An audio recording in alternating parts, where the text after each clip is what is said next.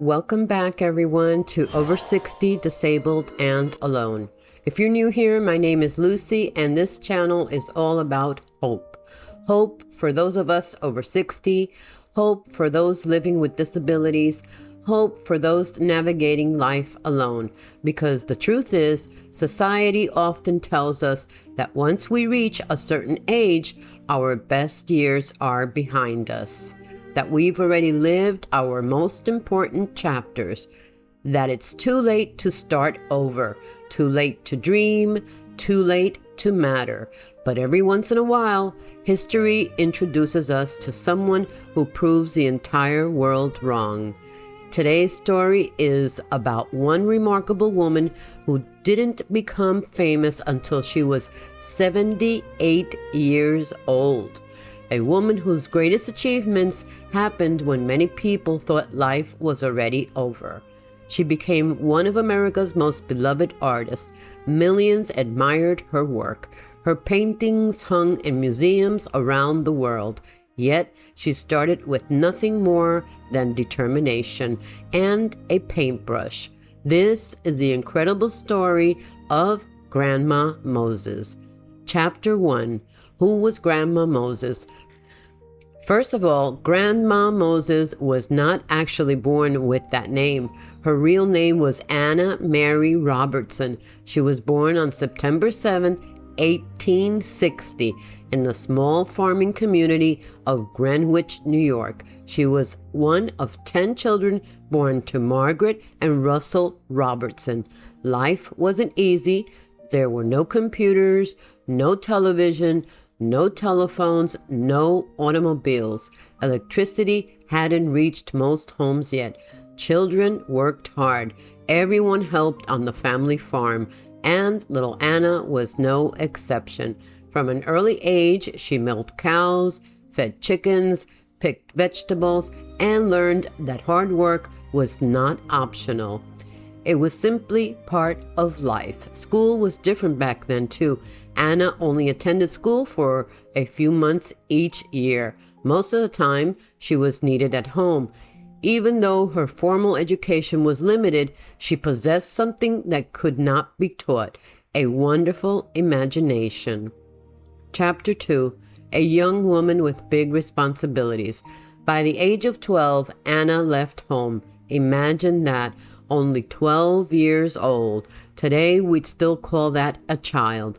Back then, she went to work as a live-in housekeeper for wealthy families.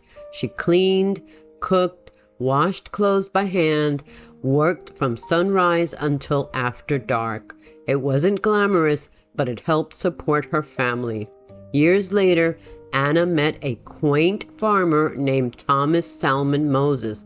The two fell in love and married in 1887. After marrying Thomas, Anna's name became Anna Mary Robertson Moses. At first, they lived on a farm in Virginia. Eventually, they returned to New York, where they purchased another farm and began building a life together. It was a simple life, but it was filled with hard work. Together, they raised 10 children. Sadly, though, only 5 survived into adulthood. Like many families during that era, they experienced heartbreak that most of us can hardly imagine. Chapter 3. A life of hard work. For decades, Anna was not an artist. She was not famous. She was not wealthy. She was simply a farmer's wife. She cooked, she gardened, she canned vegetables, she sewed clothes, she cared for livestock, she cared for her children, and she cared for her husband. Every single day there was work to do, and somehow she always found a way to do it. Years passed. The children grew older. Thomas eventually passed away in 1927, and Anna was devastated. After 40 years of marriage, she found herself facing life alone. Many people would have given up, but she didn't. She kept on going. Chapter 4. The arthritis that changed everything. For years, Anna loved embroidery. She created beautiful decorative scenes with colorful thread. It was her favorite pastime.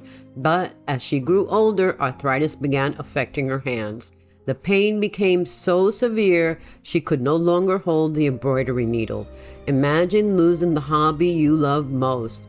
For many people, that would have been the end. Instead, it became a beginning. Someone suggested, "Why don't you try painting?" So Anna picked up a paintbrush. She was in her late 70s and she had no formal art training, no expensive studio, and no expectations. She just simply painted the life she remembered. The farms, the seasons, the snow, the harvest, the children playing, the America she had known.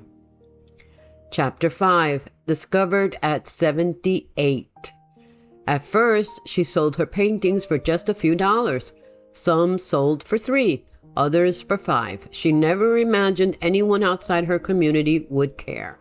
Then one day, everything changed. A New York art collector happened to stop in a small pharmacy where some of her paintings were hanging for sale. He immediately recognized something special. He bought every painting he could find. Soon, galleries wanted more, collectors wanted more, America wanted more. Almost overnight, Anna Mary Robertson Moses became known across the country. Newspapers affectionately began calling her Grandma Moses. It wasn't a name she gave herself. It was a loving nickname given to her because she reminded people of their own grandmothers. And the name stayed with her forever. Chapter 6. The World Falls in Love.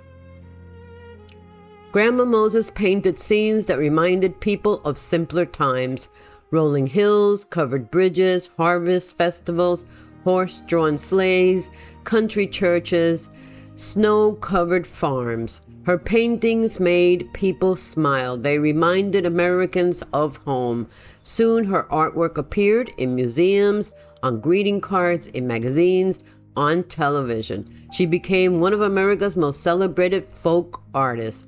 And by the end of her life, she had created more than 1,500 paintings, all because she picked up a paintbrush after most people believed their productive years were over. Chapter 7. Her Legacy. Grandma Moses continued painting into her 100s. She celebrated her 100th birthday with national recognition. When she passed away in 1961, she was 101 years old. Today, her paintings continue inspiring people around the world, not simply because they are beautiful, but because they remind us that life doesn't end at 60 or 70 or even 80. Sometimes our greatest chapter has not even begun yet. So in closing, why did I want to share Grandma Moses' story with you? Because so many of us reach a certain age and begin believing we're invisible, that we've missed our opportunity, that it's too late. Grandma Moses proved that those thoughts simply are just not true. She reminds us that purpose does not retire. Dreams don't have expiration dates, and it's never too late to discover something beautiful about yourself. As Grandma Moses once said, life is what we make it. Always has been, always will be. Maybe today, that's exactly what someone needed to hear. If you enjoyed today's documentary, I'd love to hear you join our community here at Over 60 Disabled and Alone. Please like this video, subscribe if you haven't already, and leave a comment. I'd love to know, what's one dream you'd never give up on, no matter your age? Thank you so much for spending this time with me. Until next time, take good care of yourself, and remember, your next chapter may become your greatest chapter. God bless, and I'll see you in the next documentary.